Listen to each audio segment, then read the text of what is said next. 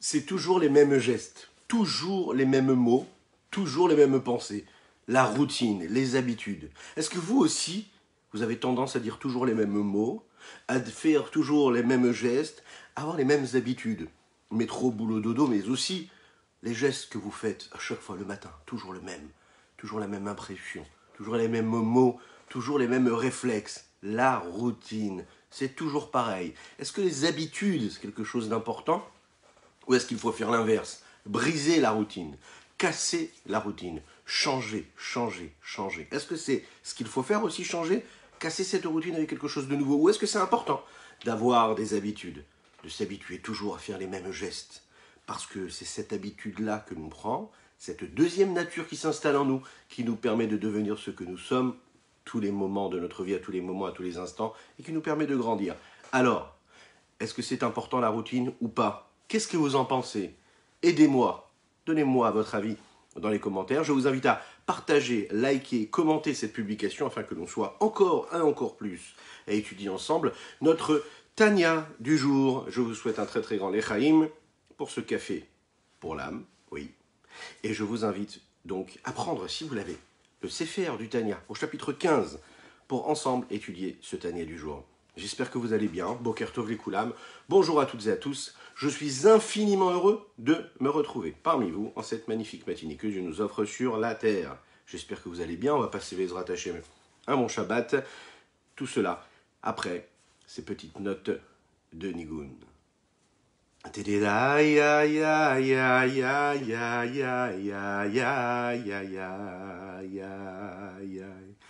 Ay da ra ra ra ya ya ya ya ya da yo yo da da ya ya ya ya ya ya ya ya ya ya ya ya ay da da ya ya ya ya ya ya ya ya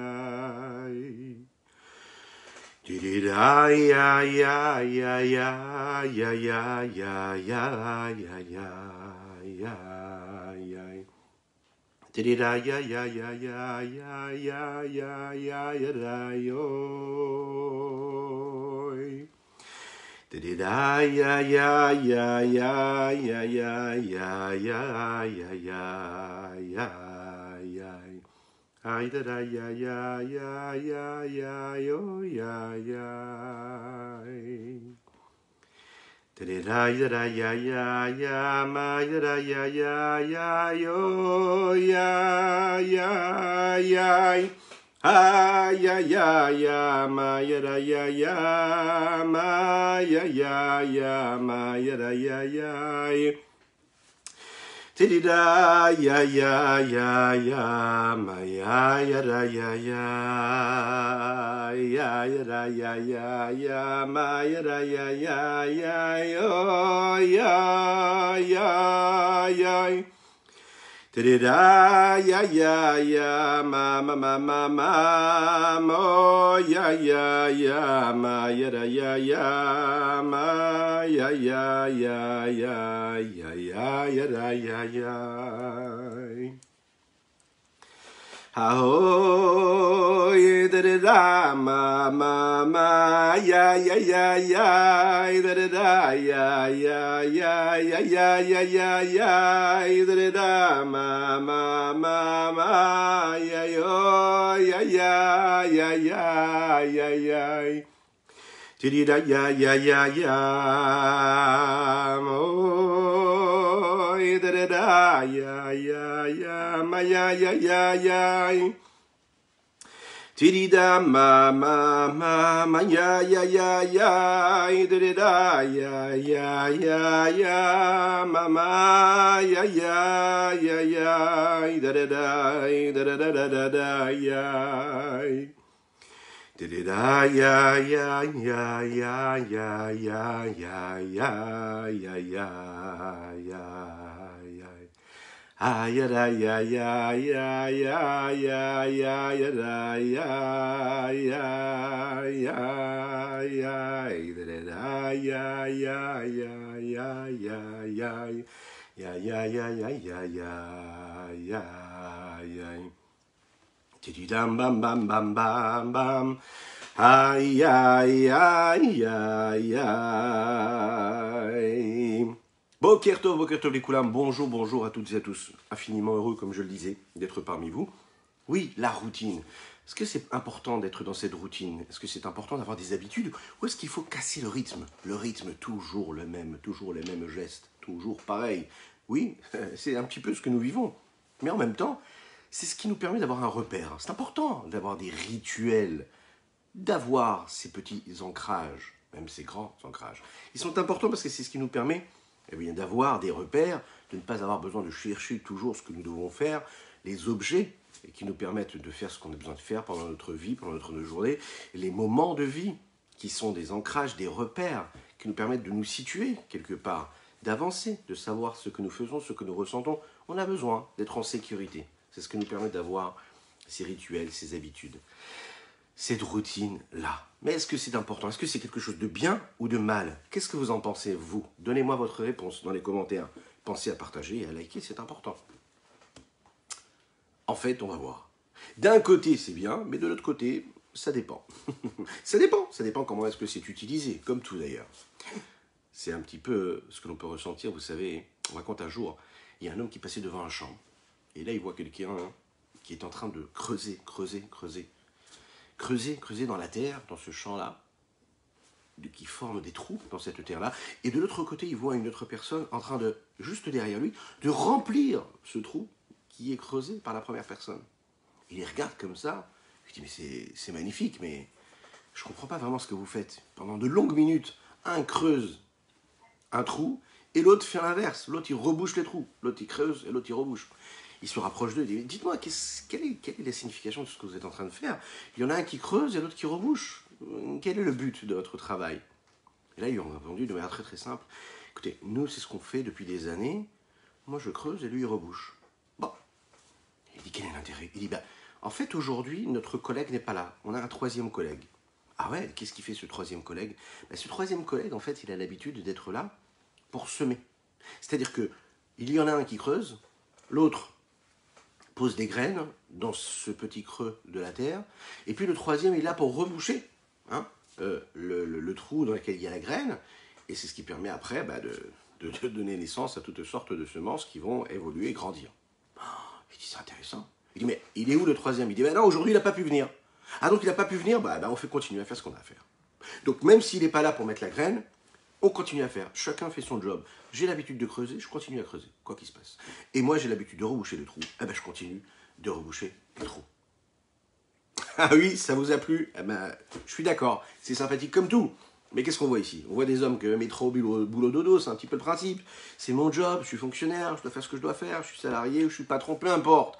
Je suis dans la vie de tous les jours, je fais toujours les mêmes gestes. Je rentre chez moi, je fais toujours les mêmes gestes. Je pose les clés au même endroit, que ça plaise ou ça déplaise à mon épouse ou à mon époux. Je fais de cette façon-là. Je pose les affaires dans la cuisine de cette façon-là, et pas d'une autre façon. Des habitudes, ancrées en nous.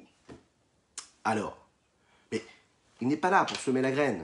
Tu n'es pas obligé de reboucher le trou. Tu n'es pas obligé de creuser, tu peux attendre qu'il revienne. Non, c'est mon habitude. C'est ce que j'ai l'habitude de faire et je continuerai à le faire. On est conditionné en fait, on est conditionné comme ça. Je vous rappelle qu'aujourd'hui nous étudions pour une réussite et attention, mais je compte vraiment sur chacune et chacun d'entre vous pour un vrai Amen ve Amen. C'est important parce que vous savez, chaque Amen ve Amen que vous prononcez, chacune et chacun d'entre vous, que ce soit donc là maintenant en live ou en replay, les Amen ve Amen au brachot de bénédiction apportent énormément, vous ne vous rendez pas compte. Donc aujourd'hui nous étudions pour ce cours-là qui nous est offert pour la réussite matérielle et spirituelle de la famille, et familiale, de Michael Isaac Moyal. Ok, quelques jours où lui envoie une véritable réussite matérielle, spirituelle et familiale à Michael Isaac Moyal. Que Dieu le bénisse et qu'il le protège. Nous étudions également pour la Refoua Shelema de Aryechai Rachamim Ben Gezizi, mais également pour la Leilou Nishmat Sima Bat Esther Golda. Que Dieu vous bénisse. Bon, alors, on y va, on rentre dans le sujet. On va essayer de voir ce que le Rabbi Shlomo Zalman va nous dire. Et vous savez qu'aujourd'hui, c'est spécial. Aujourd'hui, nous sommes le 24 du mois de Tevet. Et le 24 du mois de Tevet, c'est la Iloula de Rabbi Shlomo Zalman. Rabbi Shlomo Zalman nous protège aujourd'hui. Il est avec nous, comme tous les jours d'ailleurs, puisque nous étudions le Tanya, qui est l'œuvre de base du Rabbi Shlomo Zalman de l'Iyadi. Et aujourd'hui, c'est sa Iloula. Donc, c'est un jour qui est propice et assez important. Ce qui se passe avec les habitudes, c'est que ça devient une deuxième nature. Quand on s'habitue à faire quelque chose, on ne se rend même pas compte, mais ça devient notre nature. Alors, est-ce qu'il y a quelque chose de négatif à ces rituels et à ces habitudes, ou est-ce que c'est positif? Et est-ce qu'on a la possibilité, par exemple, parfois, de briser ces natures-là, de briser cette nature, c'est-à-dire de briser ces chaînes et de casser cette routine? Est-ce que c'est possible? On va commencer par quelque chose de positif. En réalité, la particularité positive qu'il y a dans la routine et dans ces rituels-là, et dans ces habitudes, c'est ce qui nous permet d'avoir une forme de stabilité dans la vie. C'est important la stabilité. La stabilité, c'est ce qui me permet de comprendre que parfois, quand c'est difficile, parfois quand je n'ai pas de raison de faire ce que je suis censé faire, comme j'ai pris l'habitude de le faire, c'est devenu une deuxième nature, donc je ne me pose pas la question, je fais ce que j'ai à faire.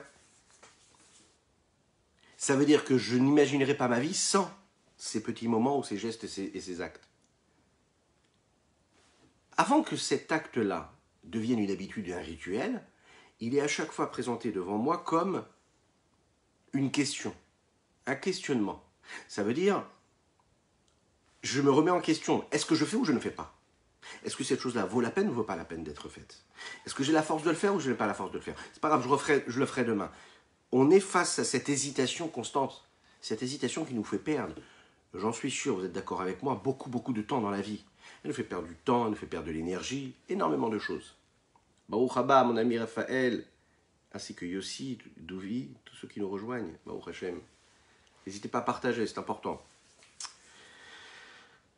Donc en fait, ces habitudes-là, elles me permettent de créer quand même un processus qui me fait sortir de cette hésitation permanente. Vous savez que le gros problème que nous avons, c'est sur l'hésitation. Comme je le disais, on perd beaucoup de temps avec ça. Parfois, il vaut mieux même décider mal, mais faire quelque chose et après se rattraper et changer de route, que de ne rien faire et de rester dans l'hésitation et le questionnement.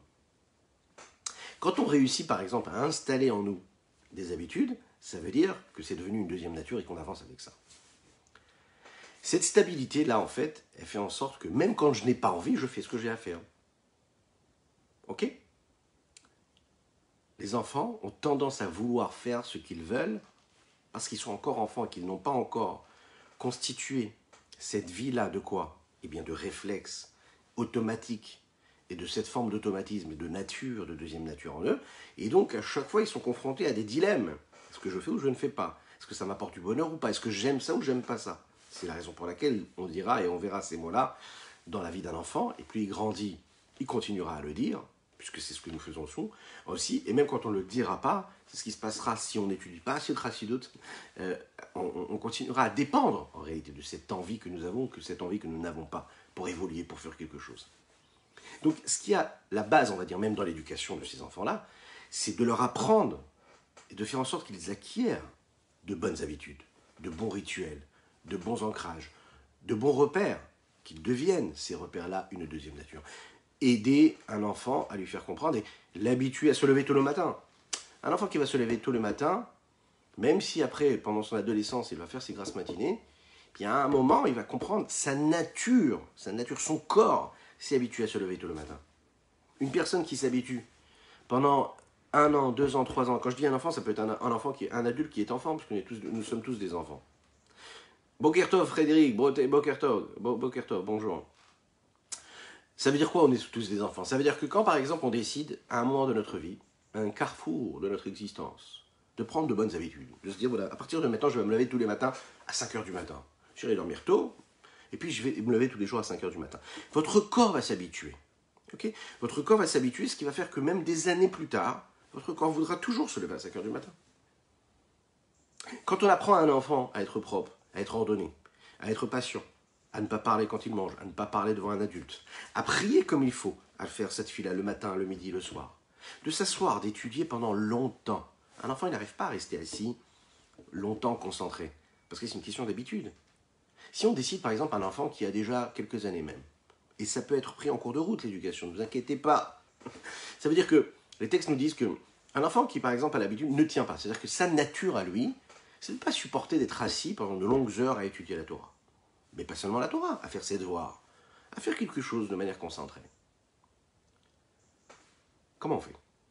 La Chassidut nous dit que tu peux t'éduquer toi-même, et on peut éduquer nos enfants petit à petit, à apprendre ces rituels-là des gestes, toujours la même place, le même endroit, les mêmes gestes, la même chose, et lui apprendre à se concentrer sur ces petits gestes-là qui feront cette deuxième nature-là.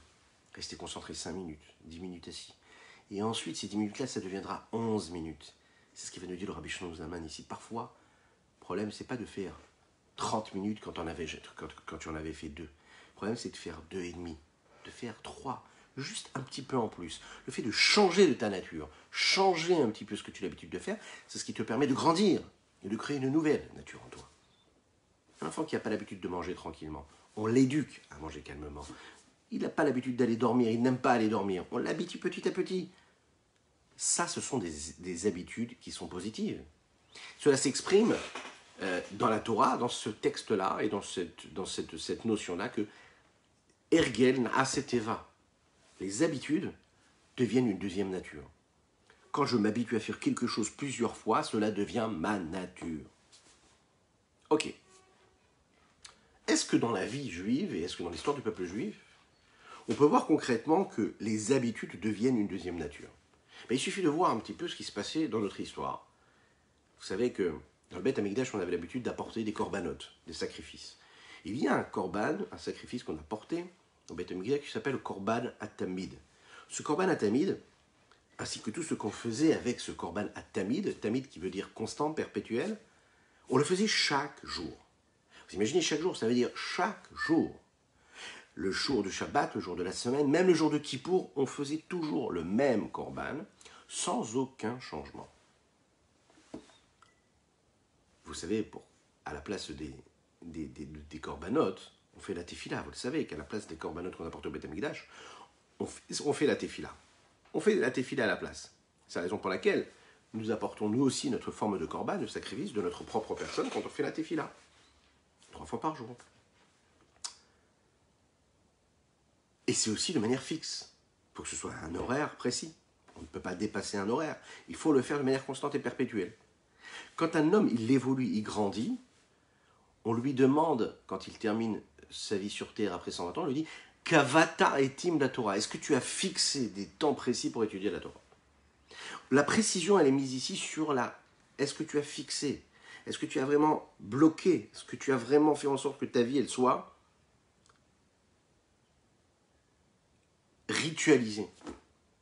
Est-ce que tu as créé un rituel chez toi que tous les jours à cette heure-ci, tu fais ça et tu fais ça? Est-ce que tu as fait en sorte que ton étude, ce ne soit pas quelque chose que tu viennes étudier comme ça de temps en temps et picorer à droite à gauche? Est-ce que tous les matins et tous les soirs, tu as suivi le live? Non, ça veut dire, est-ce que j'ai créé vraiment un processus en moi de changement de deuxième nature qui fait que je me fixe tous les jours d'étudier telle heure et à telle heure? Vous savez qu'une personne qui apprend des habitudes comme ça, elle se sent évoluer. Parce qu'elle a réussi à créer ces habitudes-là. Les avdil, comme on a dit, comme on a l'habitude de dire, ça veut dire, prenez les grands sportifs, ils vous le diront toujours. Un grand sportif, c'est quelqu'un qui réussit à atteindre des objectifs qui sont au-delà de la normale. C'est des hommes comme chacun et chacune d'entre nous. Qu'est-ce qu'ils ont de spécial, pardon? Qu'est-ce qu'ils ont de spécial? Ils ont quelque chose de spécial, qu'ils ont la force et la conviction, la volonté de vouloir, d'installer de nouvelles habitudes en eux. Qu'est-ce qui fait qu'un sportif devient sportif? C'est pas qu'il soit spécialement intelligent, c'est pas qu'il soit doté d'un pouvoir que nous n'aurions pas, chacune et chacun d'entre nous, mais c'est qu'il a une force de volonté qui se dit, tous les jours, à la même heure, je vais m'entraîner de la même manière, je vais faire le même geste, je vais respirer de la même manière. Les membres de mon corps, je vais les éduquer, je vais les façonner, ils vont faire toujours les mêmes gestes. Je vais centrer mon énergie, concentrer mon énergie, afin que cette énergie-là soit mise juste pour ce dont j'ai besoin, et que tous les membres de mon corps vont servir les membres qui ont besoin d'être mis à contribution pour mon objectif. C'est-à-dire que on va créer un processus où tout le corps humain, psychologique, intellectuel, émotionnel, sera là au service de l'évolution. Et le sportif, c'est ce qu'il est capable de faire. Capable de faire en sorte que tout ce qui se passe dans son corps, dans son esprit, est complètement soumis à cette volonté de faire tel ou tel geste, le même geste, tous les jours, pendant tant et tant de minutes, avec autant de concentration et autant de force. Et c'est ce qui va faire qu'au bout d'un certain temps, après tout cet entraînement, il va réussir à dépasser la norme, à dépasser les limites de la norme et devenir ce qu'il va devenir. Boker Tov, Boker Tov. Echaim, Echaim.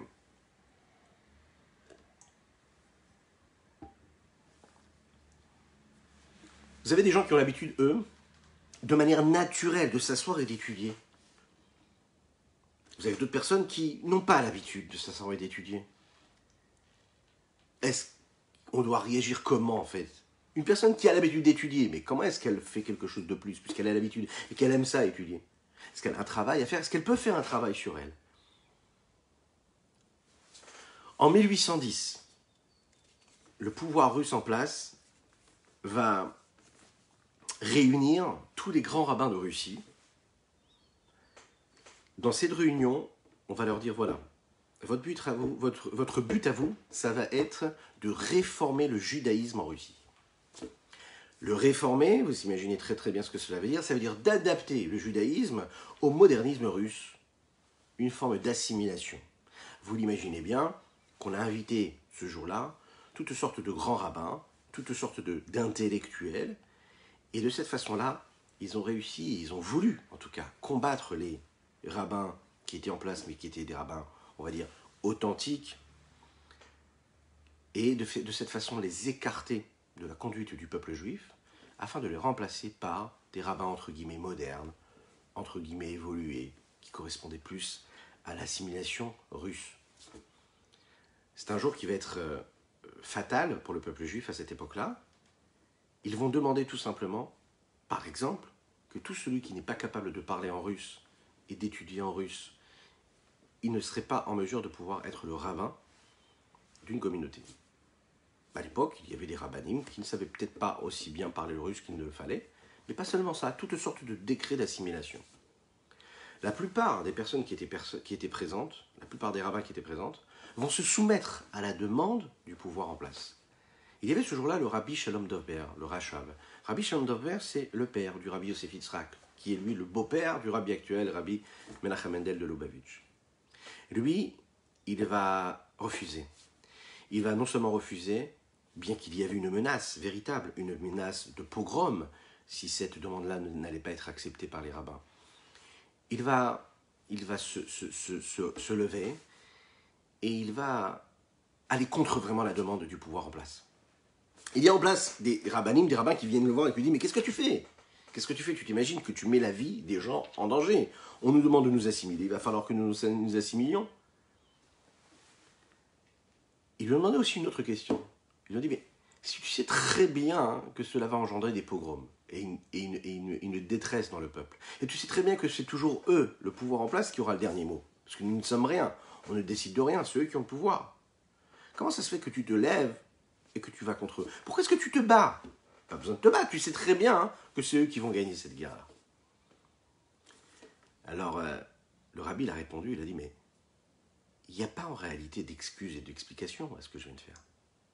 Je suis là pour accomplir la volonté de Dieu.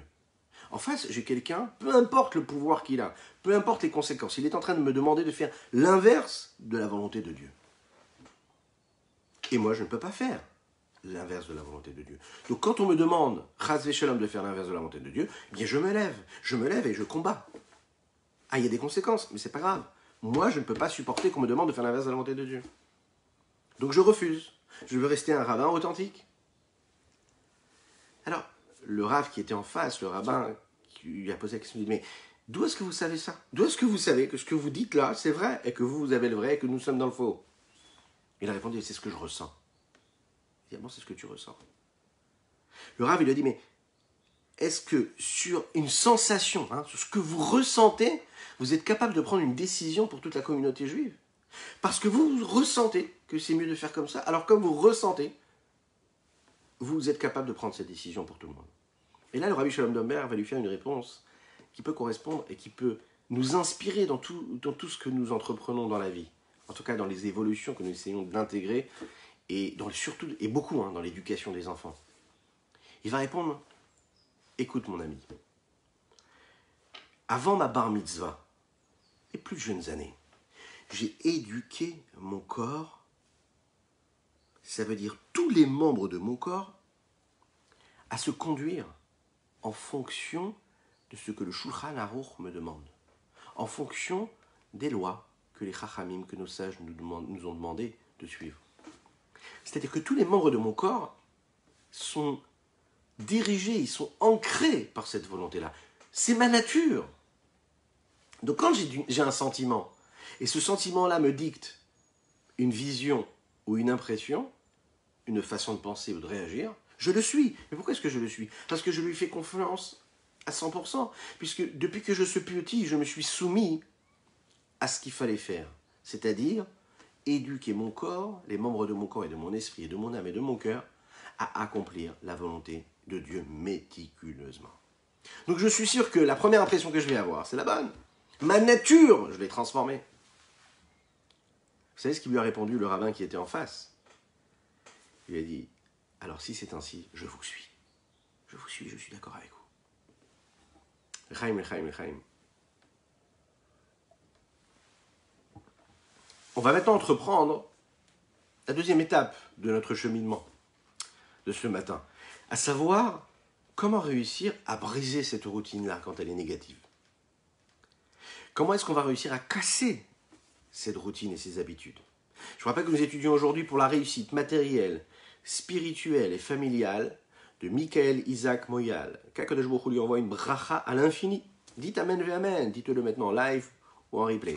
Nous étudions aussi également pour la Refoua Shelema de Aryeh Rachamim Ben Gezizi et Leilou Nishmat Sima Batester Golda. D'après vous, qu'est-ce qu'il y a de négatif dans les habitudes? Parce qu'on vient de dire là l'inverse, on vient de dire que d'avoir des habitudes, d'avoir des ancrages, c'est ce qui m'aide à être fort dans toutes les situations. D'après vous, dites-le moi dans les commentaires, qu'est-ce qu'il y a donc de négatif dans cette routine? Puisque c'est cette routine qui me permet de faire les choses bien et d'avoir une deuxième nature. Je vous laisse répondre dans les commentaires et on avance. A priori, le point négatif qu'il y a, et qui est négatif, c'est qu'en fait, quand on s'habitue à faire quelque chose, oui, qui est positif, ça c'est génial. Quand c'est négatif, c'est catastrophique. Mais même quand c'est positif, on va voir que c'est pas si génial que ça. Et comment est-ce qu'on peut faire en sorte qu'avec les habitudes, il y ait quand même quelque chose de nouveau de temps en temps? Eh bien, vous allez voir tout de suite. Par exemple, une personne qui s'habitue à manger mal, à manger à n'importe quel moment de la journée. Une personne qui s'habitue à dormir à n'importe quelle heure. D'accord? C'est une habitude qu'elle a. Et pourtant, cette habitude-là, elle est négative. Dormir quand j'ai envie de dormir et ne pas avoir un emploi du temps fixe, c'est négatif. Le Nishmat, Chayavat et Catherine Batester. Une personne qui prend l'habitude de mal parler, de mal se comporter, eh ben c'est négatif. Donc on peut dire ce qu'on veut, mais c'est négatif.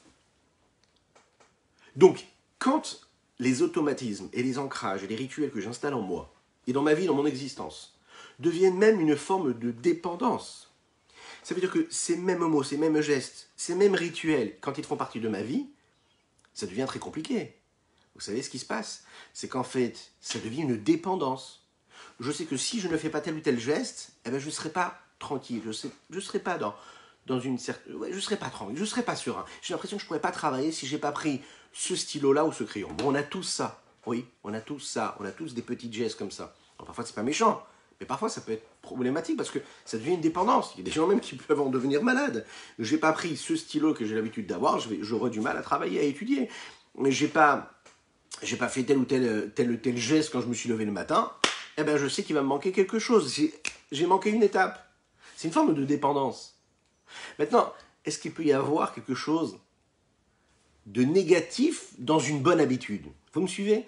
Est-ce qu'il peut y avoir quelque chose de négatif dans une bonne habitude? On va voir que oui. Parfois, il peut y avoir quelque chose de négatif dans une bonne habitude.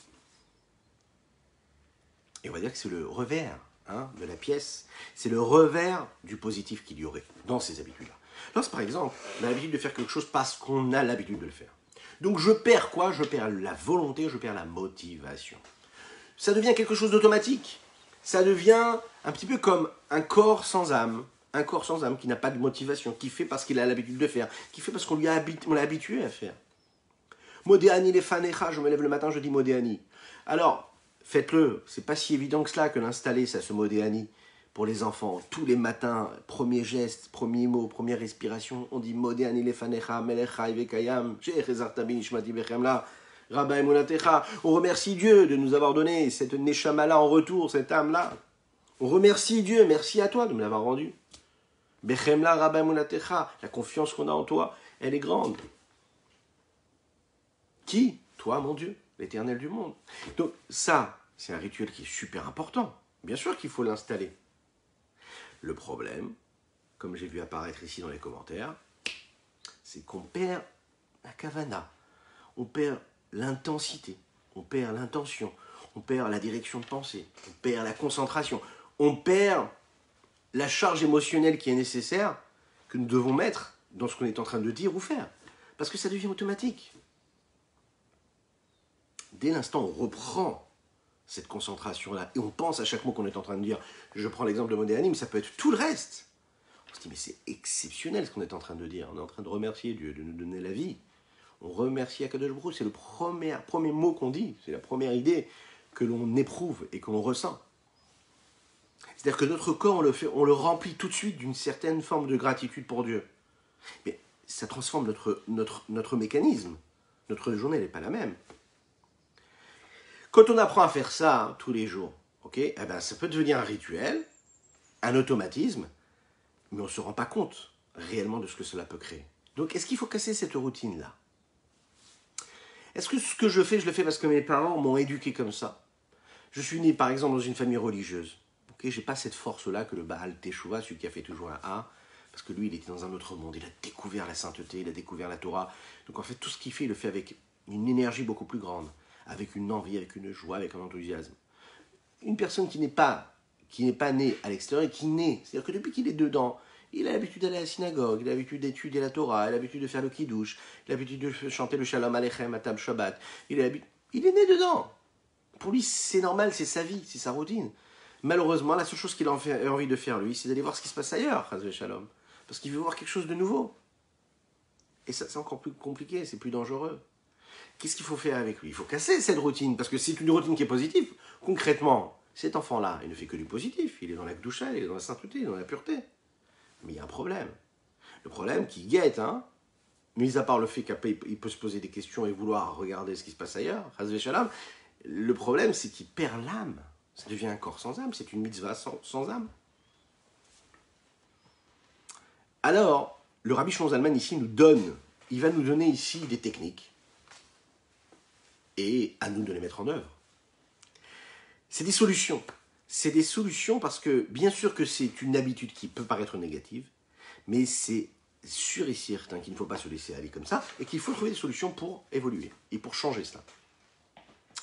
Comment est-ce qu'on réussit maintenant à faire l'inverse, à faire rentrer de l'âme dans quelque chose qui existe déjà? Et là, Rabbi Shlomo Zalman me dit qu'il faut casser cette routine. Il faut briser cette routine, briser les habitudes. Et comment on réussit à briser les habitudes? Eh bien, tout simplement en faisant un petit peu plus que nous faisions avant. Régénérer l'envie, le désir et la passion que nous avons dans ce que nous faisons, c'est d'en faire un petit peu plus. Vous allez me dire, mais bon, vraiment? Rabbi Shlomo Zalman veut nous dire que la personne qui fait un petit peu plus qu'elle le faisait hier, c'est comme ça, c'est de cette façon qu'elle réussit à retrouver l'âme qu'elle avait dans ce qu'elle faisait, dans ses habitudes. Dans la vie, c'est comme ça aussi, vous savez. Un homme qui, pendant plusieurs années, travaille. Il a le même job. Bon, ça se fait de moins en moins, mais pendant des années, nos aînés, nos parents, nos grands-parents, ils travaillaient toute leur vie dans le même travail. Ils avaient le même travail, ils avaient le même patron, ils avaient la même société. Ne changez pas. C'est compliqué de faire toujours les mêmes choses, les mêmes gestes, les mêmes automatismes. Et une des solutions que la psychologie, par exemple, nous propose, c'est de briser cette routine, de faire quelque chose qui n'est pas habituel, de changer les conditions, de changer les endroits, de changer les lieux. De cette façon-là, on fait rentrer de l'âme dans nos gestes. C'est-à-dire que ce que tu as l'habitude de faire ici, tu vas le faire ailleurs. Ce que tu as l'habitude quand tu as l'habitude d'aller à tel moment, de faire tel et tel geste, tu inverses les gestes. Tu fais différemment. Et c'est comme ça que tu retrouves un petit peu de motivation de ce que tu dois faire. C'est la raison pour laquelle aussi, souvent, on cherche le changement.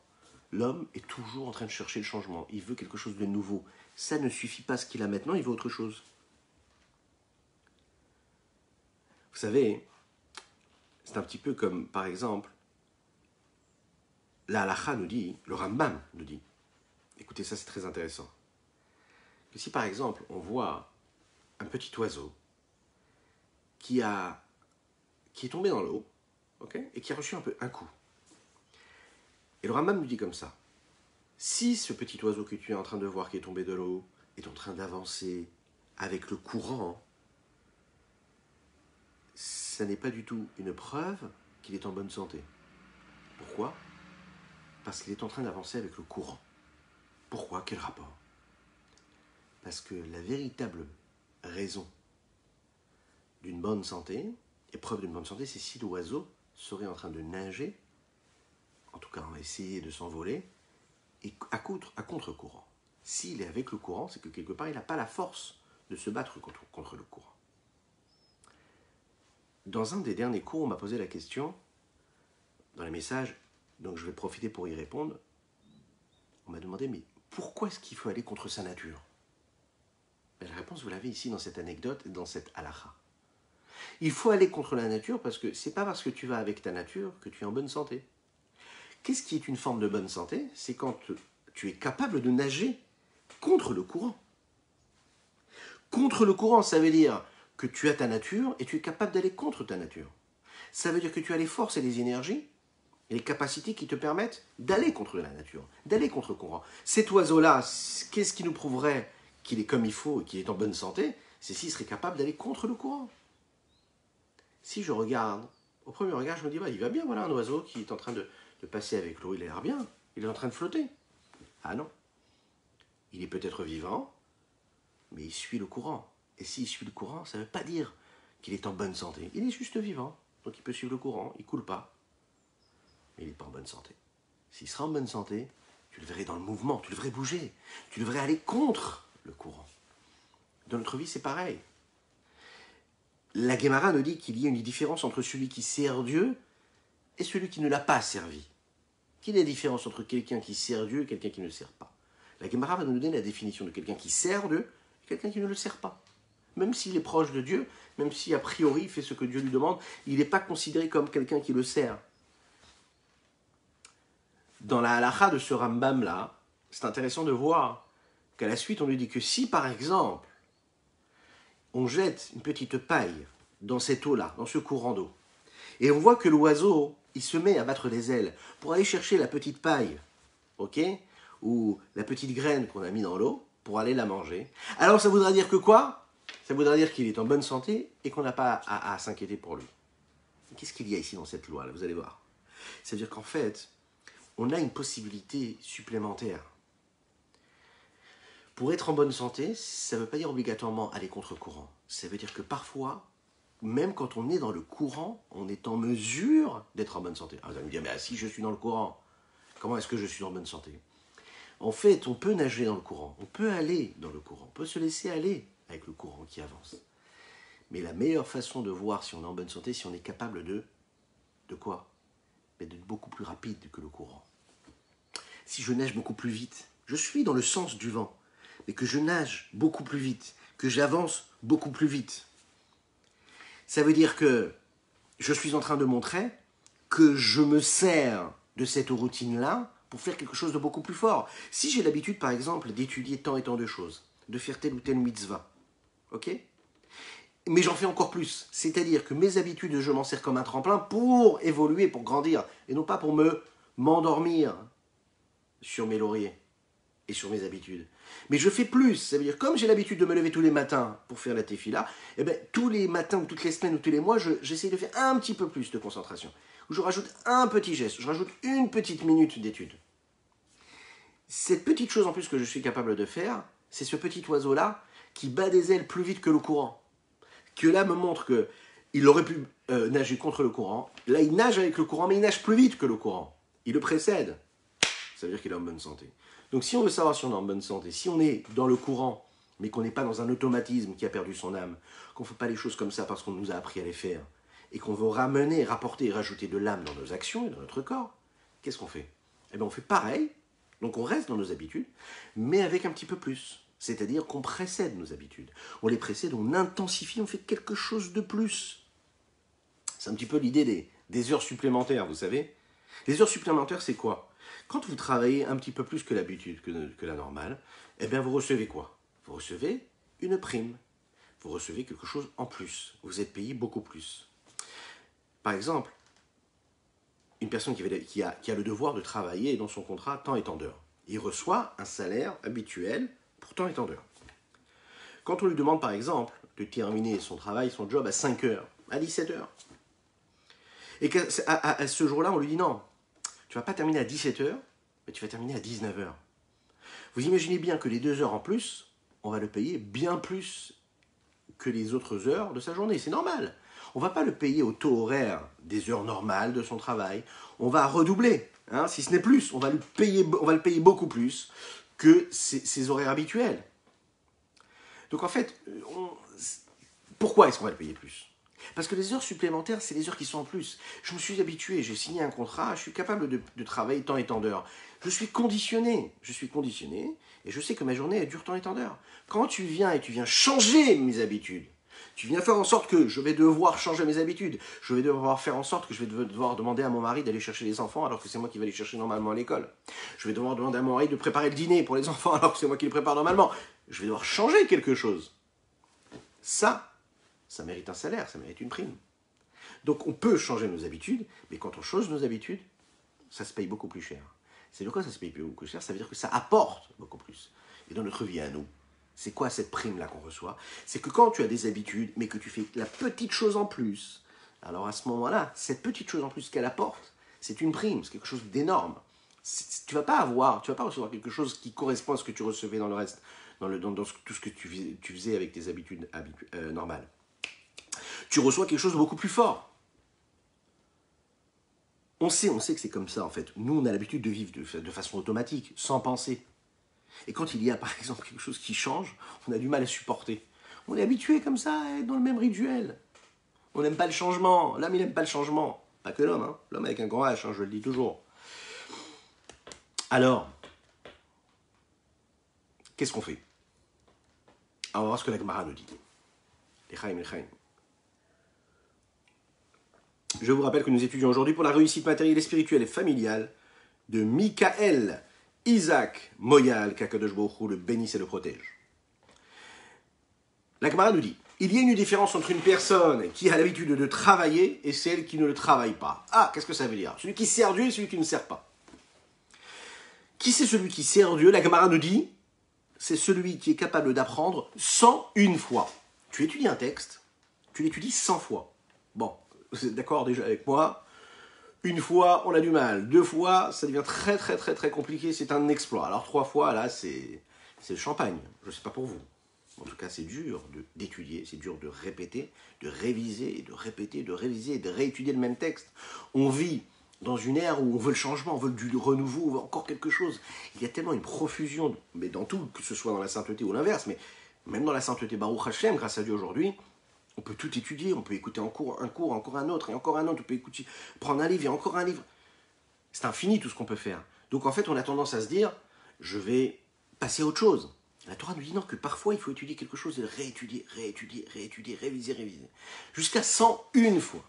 Et on dit pourquoi 101 fois ? On dit que celui qui révise son texte, ce qu'il a étudié 100 fois, il est appelé l'Oravado, personne qui n'a pas servi Dieu. Attention, c'est à prendre avec relativité tout ça. Celui qui est appelé Oved Elohim, celui qui sert Dieu, c'est celui qui étudie son texte 101 fois. C'est-à-dire qu'il révise encore et encore. A priori, on ne comprend pas du tout ce que cela veut dire. En général, vous êtes d'accord ? Le top du top. Hein. S'il y a une personne parmi vous qui étudie plus que 4 fois, par exemple, 4-5 fois, c'est déjà pas mal, c'est déjà énorme. C'est-à-dire répéter la même chose, hein, vous êtes d'accord ? Hein. Pas pour un contrôle, pas pour passer un diplôme, hein, je veux pas étudier pour étudier. Là, on parle de 101 fois. On ne comprend pas ce que la Gemara dit. D'abord, première chose qu'on ne comprend pas, c'est comment ça se fait qu'un homme qui étudie 100 fois, la Gemara nous dit qu'il n'est pas considéré comme quelqu'un qui sert Dieu. Quand même, il ne faut pas exagérer. 100 fois le même texte et pas appelé quelqu'un qui sert Dieu. Deuxièmement, comment ça se fait que quand je passe de 100 à 1 fois en plus, donc j'ai étudié 100 fois, je ne suis pas considéré comme un Oved Elohim. J'ai étudié 101 fois, 1 fois en plus, là je passe dans l'autre camp, je passe du côté de celui qui sert Dieu. Mais qu'est-ce qui s'est passé de si particulier avec cette fois-là en plus ?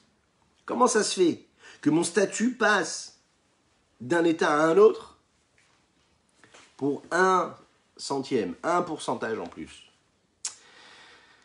Elle est où la justice? Ben oui, elle est où la justice? C'est dur. Enfin, je sais pas ce que vous en pensez, mais moi je trouve que c'est dur. C'est pas évident. Oui, oui, vous êtes d'accord. Alors, la Gemara, pour répondre à cela et pour l'expliquer, elle nous rapporte un exemple.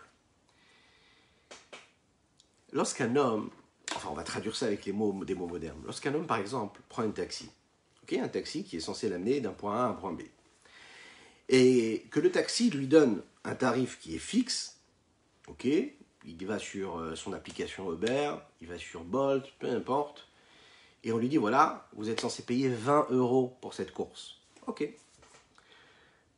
À la fin du voyage, d'accord, il décide de changer de destination. Donc le chauffeur, qu'est-ce qu'il lui dit?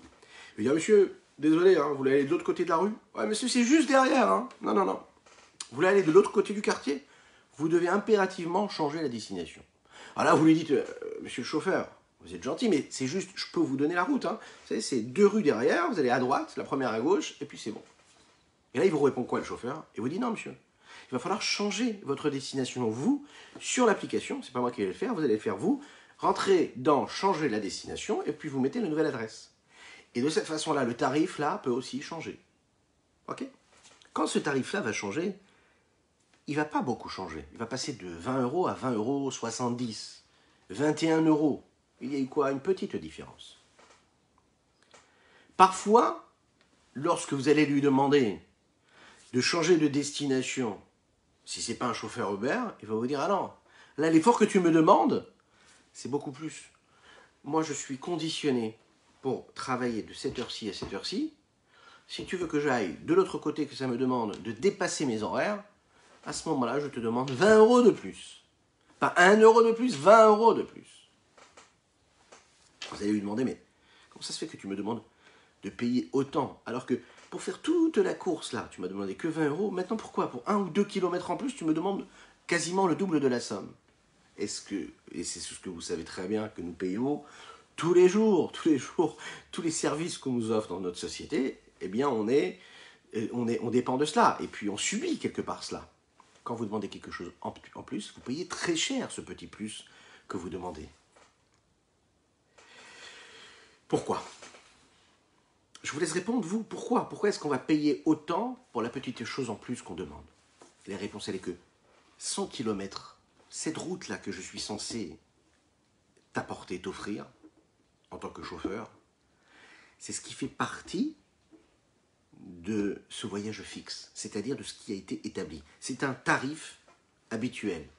Habituel. Toujours le même. Chaque petit kilomètre que tu vas faire en plus, tu vas devoir payer. Tu as loué une voiture, il y avait un tarif.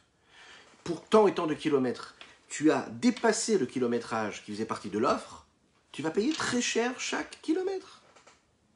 Mais pourquoi? Qu'est-ce que ça change? J'ai la voiture depuis 20 jours. Qu'est-ce que ça change si j'ai fait 5 km de plus? Eh bien non, monsieur, chaque kilomètre, tu vas payer plein pot. C'est la même chose. La Gemara nous dit ici, quand on étudie un texte, et on l'étudie 100 fois, eh bien on a réussi à atteindre un certain niveau. D'accord? Quand on réussit à étudier 101 fois, c'est le kilomètre de plus. Pourquoi est-ce que dans la Gemara on nous parle de ça? Dans cette période-là où la Gemara est écrite, les gens n'ont pas autant de livres que nous avons aujourd'hui. Ils ont besoin d'étudier quelque chose et de le graver dans leur mémoire, afin que ce ne soit jamais oublié. Ils étudiaient chaque chose 100 fois. Chaque halakha qu'ils étudiaient, ils la répétaient 100 fois. Avant d'étudier une deuxième halakha, un deuxième texte, 100 fois, afin que ce soit bien ancré dans la tête. Ça devient donc une habitude, depuis le jeune âge, les enfants grandissaient comme ça en étudiant, en répétant 100 fois. Donc les 100 fois, ça devient quoi? Ça devient un automatisme. Ces 100 fois, ça peut être, on va dire, allez, à notre époque, ça peut être les une fois chez nous. Habituellement, une fois, 2 fois, on étudie le texte. À l'époque, ils n'ont pas de livre, ils ont besoin d'apprendre ça. Donc ça devient automatique, même si pour nous, ça nous paraît énorme 100 fois. Mais pour eux, ça devient automatique, ça devient naturel. Ça ne demande pas un effort particulier. C'est normal d'apprendre 100 fois. Maintenant, tu viens et tu me demandes d'apprendre 101 fois. La fois en plus, là, c'est ce kilomètre en plus. Là, ça me demande beaucoup d'efforts. Ça me demande beaucoup d'efforts parce que je n'ai pas l'habitude d'apprendre 101 fois. J'ai l'habitude d'apprendre 100 fois. Alors là, la Torah te dit, ça t'es appelé un Oved Elohim, t'es appelé quelqu'un qui sert Dieu. C'est ce qu'il y a par exemple, qu'on peut retrouver chez un Baal Tshuva, quelqu'un qui fait teshuva, qui retourne vers Dieu. Il a quelque chose de particulier, celui qui retourne vers Dieu. Vous savez pourquoi? Parce que quand il retourne vers Dieu, il n'était pas particulièrement dans la Torah. Il a fait la démarche de venir. Celui qui est né religieux, celui qui fait la Torah, qui fait les mitzvot, ça fait partie de sa base, ça fait partie de ses habitudes, ça fait partie de ses points d'ancrage, ça fait partie de ce qu'il a toujours été. Il y a quelque chose de magnifique, mais d'un autre côté, ça devient ce qu'on a dit tout à l'heure, des habitudes. Et les habitudes, ça fait perdre l'âme. Une petite histoire. Rabbi Eizik de Oumil, qui était un grand tzaddik, un grand chassid, avait l'habitude de dire que celui qui étudie toute la journée, qui aime son étude, il ne sert pas Dieu. Comment? Parce qu'il n'a pas réussi à soumettre quelque chose, il n'a pas transformé quelque chose, il ne s'est pas fait mal. Étudier quelque chose, et que ça te plaise de l'étudier, que tu sois toujours dans le plaisir, c'est que quelque part, tu n'as pas fait d'effort en plus. Pour que tu comprennes, et pour que tu sois vraiment quelqu'un qui sert Dieu, il faut que tu sois dans une démarche où tu sentes véritablement que tu as fait quelque chose en plus. Il faut que ça fasse mal. On a déjà parlé comme ce sportif qui a besoin de rajouter ces dernières minutes à la fin de son entraînement pour ressentir vraiment qu'il a fait grandir son muscle. C'est pareil. Regardez ce que le Rabbi Shlomo Zalman nous dit ici dans les mots. On va pouvoir comprendre ce que la Gemara nous dit ici. Quand celui qui étudie son pérec, c'est-à-dire ce qu'il a l'habitude d'étudier, et qui le révise 100 fois, celui qui le fait 100 fois et qui ne le fait pas 101 fois. Celui qui le fait 101 fois est appelé Oved Elohim, celui qui sert Dieu. Velo avado ainumi shishone pirko me apamim levad. Et celui qui n'est pas appelé celui qui sert Dieu, c'est celui qui ne l'apprend que 100 fois. Viainu. Le Rabbi Shlomo Zalman nous dit ici, à l'époque des Chachamim, de la Gemara, nous étudions 100 fois chaque texte. Chamorim. Ouais, Chamarim, on peut se dire comme ça. Chez Niskarim, les serres pircés bezouza ou la chalassar pircés pitre zouzé.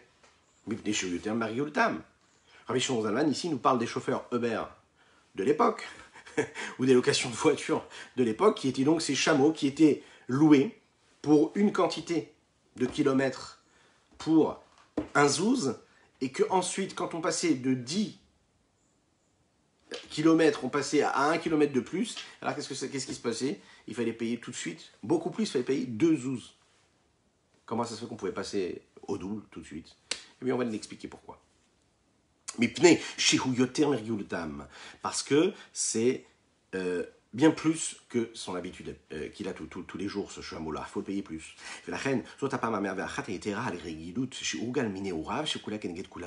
Donc c'est la même chose. Quand on étudie quelque chose en plus qu'on a l'habitude, alors ça équivaut à tout ce qu'on a étudié juste avant, juste parce qu'on étudie une fois en plus.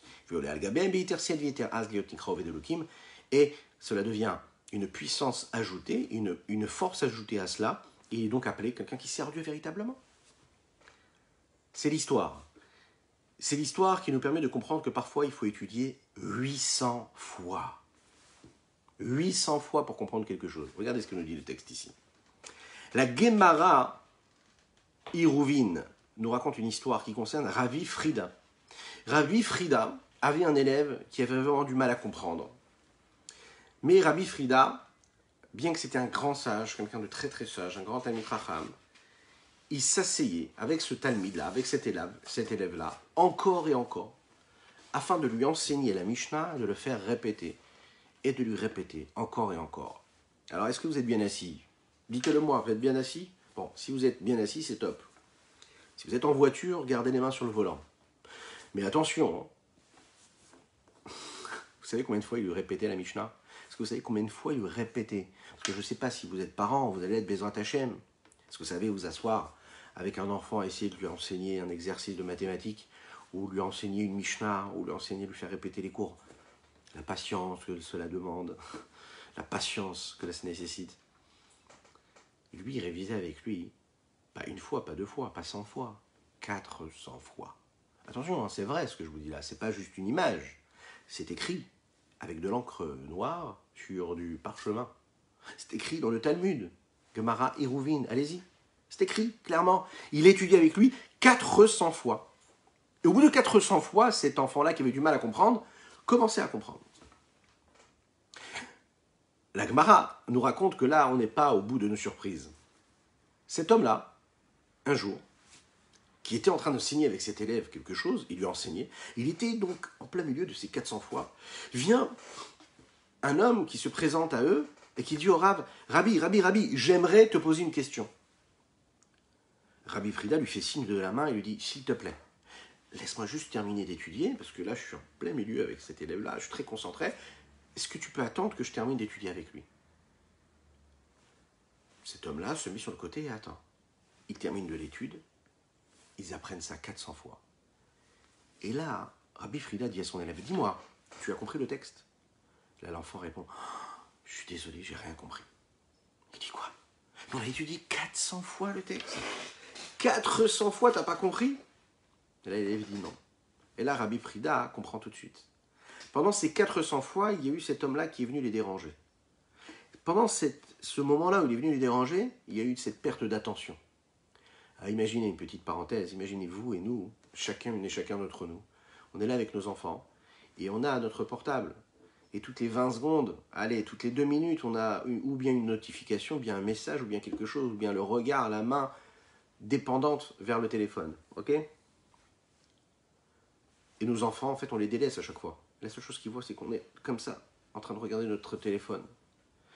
Ce rave-là, il est en train de lui dire, et il comprend tout de suite, cet élève-là, si normalement il comprend au bout de 400 fois, si aujourd'hui il n'a pas réussi à comprendre, c'est parce qu'en fait on l'a coupé pendant ces 400 fois. 400 fois! Vous savez ce qu'il a fait, Rabbi Frida? Eh bien, il a recommencé. Et là, on nous dit qu'il a étudié avec cet élève-là 400 fois de plus supplémentaires, afin qu'il puisse bien se concentrer lui aussi. Il a donc étudié 800 fois le texte avec cet élève. À ce moment précis, au ciel, on voit ça, on sort le champagne, c'est une célébration phénoménale, exceptionnelle. Voilà un homme qui étudie 800 fois un texte avec un élève. Un texte simple, afin qu'il comprenne. Il y a une bat-colle, cette voix-là qui vient du ciel et qui descend du ciel et qui dit comme ça, Rabbi Frida, tu peux choisir ce que tu veux. Ou est-ce que tu as le choix ou de vivre 400 années supplémentaires dans ta vie, ou bien que toi et toute ta génération, vous ayez le mérite d'avoir le Olam Haba, le monde futur. Rabbi Frida, bien sûr, vous l'imaginez, qui donne sa vie pour enseigner 800 fois un texte à un élève, va choisir la deuxième proposition et va dire, je choisis que toute ma génération et moi-même, on ait le mérite d'avoir le Olam Haba, le monde futur. En haut, on voit comment est-ce qu'il donne sa vie, et encore, même dans sa récompense. On lui dit, tu sais ce qui va se passer? Kadosh Baruch Hu, il dit comme ça, donnez-lui les deux. Donnez-lui 400 ans de plus, et également le monde futur pour toute la génération. On voit que dans cette histoire-là, quelque chose qui correspond à ce que nous sommes en train de dire ici. 400 fois, c'est bien sûr que c'est une quantité phénoménale, c'est exceptionnel d'étudier 400 fois. Mais ça reste une nature, ça reste une habitude. Quand est-ce que ça devient exceptionnel? C'est quand tu as étudié les fois d'après.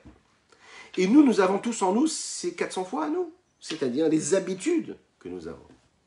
Nos habitudes. C'est-à-dire on a, allez, on va appeler ça un plafond de verre, qui est là, qui nous bloque quelque part, qui est génial, hein, mais qui nous limite. Ce sont des limites. Tu veux vraiment te dépasser, être quelqu'un vraiment qui... sentir quelque chose de plus dans ta tefila. Eh bien, oblige-toi aujourd'hui, quand tu fais ta tefila, à te casser la tête et ta patience pour réfléchir à ce que tu es en train de dire, au moins pendant 5 minutes de plus aujourd'hui. Pendant 5 minutes, tu restes vraiment concentré en plus. Tu n'as pas l'habitude. Et à chaque fois, tu évolues, tu rajoutes quelque chose en plus. Ça, tu comprends qu'en réalité, quand tu casses, tu brises cette routine, tu brises tes barrières, tu brises tes habitudes. Et bien à ce moment-là, tu fais en sorte que tes habitudes deviennent vraiment positives. Le Rabbi Shlomo Zalman, dont nous célébrons aujourd'hui, la Hiloula, le Chav Dalet Tevet, ne se suffit pas de nous expliquer de manière globale quel est ce qu'il y a de négatif dans les habitudes. Il va ici nous expliquer ici de manière précise qu'est-ce qui se passe dans l'âme quand elle est dans cette forme d'habitude. Qu'est-ce qui se passe dans l'âme quand on brise ces habitudes. Et en effet, de manière générale, afin qu'un homme puisse faire quelque chose de nouveau, il se passe tout un système, tout un cheminement dans l'âme de l'homme, ça peut être psychologique, intellectuel, cognitif, émotionnel. Et ce processus, allez, on va l'appeler même bureaucratique, il est très long. Ça veut dire que quand je veux faire quelque chose, par exemple, quand il est nécessaire que je fasse telle ou telle action, ou que je prenne telle ou telle décision, que je vive telle ou telle chose, tel ou tel moment de vie, j'ai besoin de passer ça et de faire passer ça par tout un processus de... Allez, comment on va appeler ça? Il faut que j'ai des autorisations quelque part. Voilà. Ça veut dire que vous avez le cerveau qui doit autoriser, qui doit valider. Puis ensuite, vous avez le cœur qui doit valider. Et le cerveau, en réalité, il va réfléchir et il va disséquer un petit peu cette situation-là. Et il se dit, mais pourquoi est-ce que j'ai besoin de le faire? Pourquoi est-ce que je n'ai pas besoin de la faire? Qu'est-ce que ça va engendrer si je fais telle ou telle chose ou telle ou telle chose? Qu'est-ce que ça va faire de plus si je fais telle ou telle chose? Ensuite, ça descend vers le cœur. Le cœur, lui, il va décider, il va dire, qu'est-ce que cela m'apporte? Est-ce que c'est apte de le faire ou pas? Est-ce que je ressens pas? Là, le cerveau, lui, va arriver à la conclusion qu'il est convenable de faire ce que je suis censé faire, ce que j'ai envie de faire. Mais ça ne suffit pas pour que ça devienne l'action. Le cœur, lui aussi, doit se réveiller. Donc les émotions doivent ressentir ce que mon cerveau a décidé de faire. Une fois que mon cœur ressent et éprouve des sentiments qui permettent de ressentir ce que je suis en mesure de faire et de devoir faire, parce que mon cerveau me l'a dicté, à ce moment-là, je peux arriver à l'action. Quand j'ouvre, quand je permets à mes sentiments, à mes émotions de s'ouvrir, alors à ce moment-là, je peux faire. Mais tout ça, c'est vrai quoi? C'est vrai quand, par exemple, on nous parle de la Torah, des mitzvot. Le cerveau doit d'abord reconnaître Dieu. Il doit reconnaître la grandeur de Dieu. Ensuite, de là, le cœur s'ouvre. Il ouvre des sentiments, des émotions pour Dieu. Il va éprouver de l'amour pour Dieu. Il va reconnaître Dieu. Il va aimer Dieu. Et donc, cela engendre des actions qui vont dans ce sens-là. Des actes qui font que j'aime Dieu, qui prouvent cet amour. Ça, c'est pour de nouvelles actions. Mais quand on parle, par exemple, des actions que j'ai toujours fait pendant toute ma vie, alors le corps devient en fait comme une machine. Ça devient mécanique, c'est robotisé. Il n'y a ni cœur, ni cerveau, ni émotions, ni quoi que ce soit. Les actions, ce ne sont même pas des actions qui sont volontaires. Les actions, tout ce que je le fais machinalement. Je vais mettre les téphilines machinalement, parce que c'est comme ça, parce que ma journée doit commencer en mettant les téphilines. Okay? Ou bien je vais dire les brachot, les bénédictions, parce qu'il faut que je les dise. Je bois un verre d'eau, je dis, Baruch Hashem Shakol Niyaveh Dvaro, je bois, je ne sais même pas ce que j'ai dit. Je m'arrête 2 secondes, comme le disait le Rav Mordechai Eliyahu, comme sa femme le témoignait, le disait, et le dit toujours, que le Rav Mordechai Eliyahu, quand il faisait une bracha, il fermait les yeux, chaque bracha, il fermait les yeux pour boire un verre d'eau. Baruch ata Hashem Elokeinu melech haolam she'akol niyeh bidvaro. Baruch ata. Toi, Kadosh Baruch Hu, tu es une source de bénédiction. Toi, Kadosh Baruch Hu, tu es une source de bénédiction. Tu te révèles. Oui, toi, Hachem, notre Dieu, celui qui est infini, qui est au-delà des limites du monde, au-delà, qui n'a pas de fin. Elokeinu, ce Dieu-là qui est infini, qui est illimité au-delà des limites du monde, c'est Eloka Shelanu, c'est notre force. Il est en nous, il rentre dans les limites du monde, de la nature.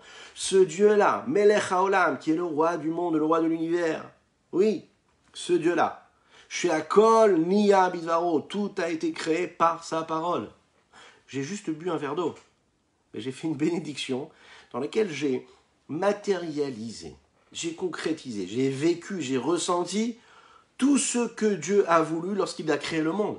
À savoir de créer un monde qui vient d'une force infinie et de faire en sorte que dans les limites du monde, il y a l'infini qui existe, dans la sainteté, et qu'il y a cette sainteté dans cette matérialité, et que je suis en train de connecter Dieu. Je suis en train de tout faire dans une petite bénédiction. Je suis en train de réaliser la volonté de Dieu.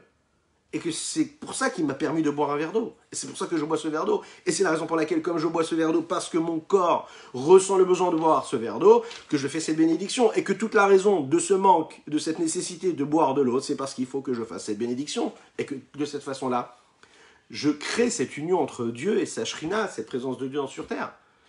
Mais il y a tout dans une petite bénédiction. Ça veut dire que la routine, je peux la briser. Quand je prends conscience de ma routine, de ce que je fais dans ma routine, je peux lui donner quelque chose d'énorme. Je ne suis plus un robot. Je ne suis pas juste en train de dire une bénédiction parce qu'il faut la dire. Maintenant, il faut savoir ici que le Rabbi Shimon Zalman nous dit comment est-ce qu'on peut y arriver. C'est en brisant cette routine. Ça ne suffit pas de se dire je prends la décision de me concentrer quand je fais la bénédiction. Il faut briser la routine, ça veut dire qu'il faut se dire je vais faire quelque chose de plus. Par exemple, je vais décider que quand je fais une bénédiction maintenant, je ne fais rien d'autre que la bénédiction. Je m'interdis par exemple de marcher pendant que je fais une bénédiction. J'ai l'habitude de me servir un verre d'eau et de marcher en même temps. C'est-à-dire de marcher en même temps, pas quand je me sers parce que ça peut tomber. Mais quand je décide par exemple de faire la bracha, j'ai mon verre d'eau, je fais la bracha en marchant. Je me dis non, je vais casser ma routine. Ça veut dire que je vais faire en sorte de recréer ce processus bureaucratique, de renvoyer les informations à mon cerveau, qui lui va renvoyer l'information à mon cœur, et qui ensemble, ils vont décider qu'est-ce qu'il est convenable de faire et pourquoi est-ce que je le fais. Là, j'ai compris que ce que je suis en train de faire quand je fais cette bénédiction, je la fais parce que je veux me connecter avec Dieu, etc., etc., etc. Je pense aux mots que je dis, et donc ça va susciter quoi? C'est une revitalisation. C'est la raison pour laquelle vous avez des personnes qui font la tefila tous les jours. Oui, tous les matins, tous les midis, tous les soirs. Et vous les voyez, vous avez l'impression qu'ils sont en train de faire la tefila pour la première fois de leur vie. Oui. Regardez, aller à Jérusalem ou même en France, regardez une vieille personne, vous savez, ces vieilles personnes-là qui sont au fond de la synagogue et qui prient avec authenticité sur leur petit livre comme ça, avec la tête courbée, sans posture, hein, avec dans une simplicité inouïe. Il se passe quoi? Ça fait 80 ans qu'ils font la même prière. 50 ans, 40 ans. Mais comment ça se fait qu'ils sont comme ça dans cette posture? Comment ça se fait on les sent complètement habités par cet amour de Dieu, cette crainte de Dieu? Ils font la même chose tous les jours. Ils n'ont pas envie de changer? Pas du tout, Chassid Shalom. Parce qu'à chaque fois qu'ils le font, ils recréent ce processus de reconnaissance, de prise de conscience de la présence de Dieu. Et donc ils aiment Dieu, et donc ils veulent s'attacher à Dieu. Et donc, même s'ils sont à la 101e fois, ça leur suffit. Ils l'ont fait 100 fois. Mais c'est 101 fois, c'est-à-dire le fait que je me mette non pas seulement dans cette posture-là, mais dans ce mécanisme, et que dans ce mécanisme, je recrée cette connexion avec le pourquoi du comment, qui suscite en moi le vécu, la pleine conscience. Et là, à ce moment-là, tous les sens de mon corps se mettent dans ce que je suis en train de faire. Et je le vis véritablement, et c'est plus donc un mécanisme, c'est donc plus juste une habitude, mais c'est quelque chose de vécu à 100%. Mais ça demande beaucoup de force pour briser, pour changer cette nature-là. Et pour cela, la technique, elle est là, et le Admour HaZaken nous fait une promesse. C'est tout ce que vous faites. Arrêtez tout. Et juste pensez à Dieu. Pense à Dieu, pense à la grandeur de Dieu. Pense comment est-ce que Dieu est grand. Et tu verras que tout ce que tu vas faire, tu vas le faire différemment. C'est-à-dire, tu es en train de faire la tefila. C'est pas que tu fais pas, c'est pas que tu n'as pas décidé de faire le Shabbat comme il faut. C'est pas que tu as décidé de ne pas respecter la cache-route comme il faut. C'est pas que tu as décidé de ne pas respecter la pureté familiale. Tu as tout accepté, tu as tout accepté. Le seul problème, c'est que tu trouves ça fatigant, tu trouves ça sans intérêt, tu trouves ça nul, tu trouves ça... voilà, tu le fais parce que ton mari te l'a imposé ou ta femme te l'a imposé, ça t'intéresse pas, ça te parle pas. Voilà, ta femme, elle veut que le Shabbat se passe beaucoup plus kadosh, soit beaucoup plus sain. Mais toi, ça te parle pas. T'aimes pas ça particulièrement. Ton âme, elle vibre pas. Bon. Eh bien, tu vas te dire, ok, très bien, parfait. Je le fais depuis des mois ou des années parce que j'aime ma femme ou j'aime mon mari et que je respecte ce qu'il me demande et ok, pour l'harmonie du couple, je l'accepte. Mais tu veux vraiment y insérer de l'âme et de la vie, de la joie véritable, juste arrête-toi. Ok, parfait, ça ne te parle pas. Ok, tout ce que tu veux. Mais juste pense à Dieu. Et Rabbi Shlomo Zalman nous le dit. Tu vas penser à la grandeur de Dieu, tout de suite, ça va faire naître en toi véritablement l'amour de Dieu. Et l'amour de Dieu, c'est ce qui véhicule et qui est véhiculé par tout ce que tu es censé faire dans ta vie de juif. En respectant le Shabbat comme il faut, en faisant la prière comme il faut, en étudiant la Torah, en étant quelqu'un de saint, en ayant la pureté familiale, en respectant la cache-route méticuleusement et pas parce qu'il faut le faire. Non, tu le fais parce que tu sens que tu es en train de te sanctifier, que tu t'élèves, ton corps, tu le bonifies, tu le polis, tu le raffines. Tu fais en sorte qu'il devienne ce lieu de résidence pour le rayonnement de Dieu. Tu lui donnes une raison. Pas juste comme ça, un automatisme. Et le Rabbi Shlomo Zalman va terminer sur cette idée que nous allons terminer d'ailleurs. Il y a une situation où l'homme n'a pas la possibilité de réfléchir à ça. Hein. Mais il va juste aller chercher l'amour de Dieu. C'est-à-dire que même si tu n'es pas en mesure, tu n'arrives pas en fait à réfléchir, parce que tu n'as pas la tête à ça, parce que tu n'as pas les codes, parce que on ne t'a pas appris malheureusement pour le moment comment il faut réfléchir à Dieu. Alors une des techniques c'est quoi? C'est de souhaiter et de conseiller à ces personnes-là de regarder ce live. Vous partagez la publication, vous allez voir. Peut-être qu'en regardant celui-là, ce cours et tous les autres, peut-être, et sûrement, il va trouver des ingrédients qui vont lui permettre de comprendre la grandeur de Dieu. Mais s'il n'arrive même pas avec ça, va chercher l'amour qui est caché au fond de ton cœur. Cet amour-là, que tu le veuilles ou non, tu l'as. Parce qu'on est tous nés avec cette parcelle de Dieu qui nous a insufflé le jour de la création, le jour où nous sommes nés. Ça, c'est là. Il faut juste aller le chercher. Pas besoin d'utiliser la tête pour ça. Va chercher cet amour qui est enfoui et tu verras que tu arriveras à casser cette routine-là. Et on termine dans les mots si vous voulez bien. מפני שכדי לשנות את הרגילות צריך לעורר את האהבה להשם ידי שמתבונן בגדולת השם במוחו לשלוט על הטבע שבחלל השמאלי, המלא דם הנפש הבא מצ'מא הקליפה. Puisque pour changer la nature, il faut réveiller l'amour qu'on a pour Dieu en réfléchissant à la grandeur de Dieu dans notre cerveau, dans notre intellect, afin de maîtriser la nature qu'il y a dans notre cœur qui se trouve dans le côté gauche de notre cœur. Cet endroit qui est rempli de sang, de vitalité, mais animale, qui provient de la clipa, de l'écorce, qui est l'inverse de la sainteté, mais qui est donc la nature. Vezohi habodatama la benoni. C'est le travail, le service de Dieu parfait, complet, qui fait partie du programme qu'on donne au Benoni, celui qui est intermédiaire. Vous le savez très bien, on nous l'a déjà dit. Oui, c'est celui vers lequel on doit on doit se rapprocher de ce service-là. Oh, une autre possibilité. Encore une fois, ce côté gauche du cœur, il faut le maîtriser, le soumettre par cet amour caché. Cet amour qu'on a tous et tout en nous, qui est là, qui sommeille au fond de nous. L'imshol aliyada, on l'a dit, chez Zonikra Gamken Avoda, c'est aussi une forme de combat, de travail. Leilachem imateva vayetzer, combattre son penchant, combattre sa nature, alede chez Meorera Ava, mais souteret belibo. En réveillant l'amour qu'on a pour Dieu, qui est caché au fond de notre cœur. Machenken, ce qui n'est pas le cas, qui chez nous milchamaklal, quand il n'a pas du tout de combat.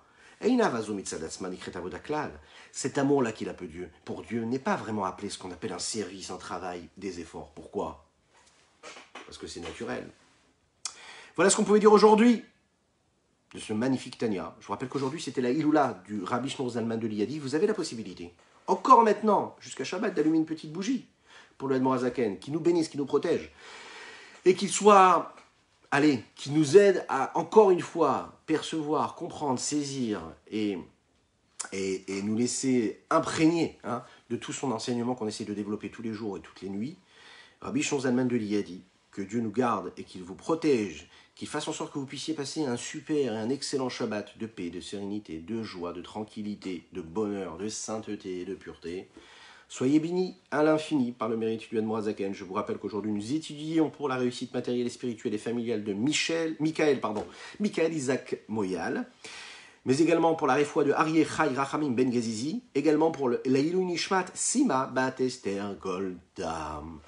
Je vous dis à très bientôt. Commentez, likez, partagez, que ce soit maintenant en direct ou en replay. Que Dieu vous bénisse.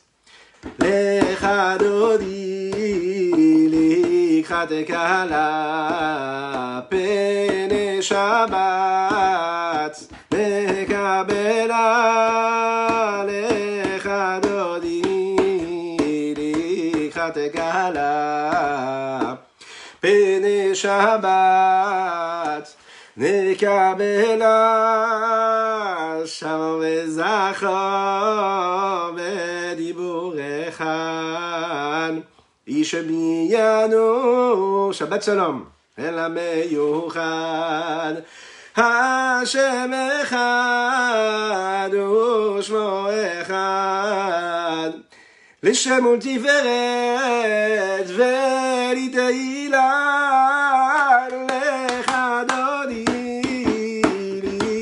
Tekala Pene Shabbat Ekabela Lecha Dodi Ikra Tekala Pene Shabbat Nekabela Shabbat Shalom, Shabbat Shalom. Pensez à nous à Yerushalayim, pensez à nous.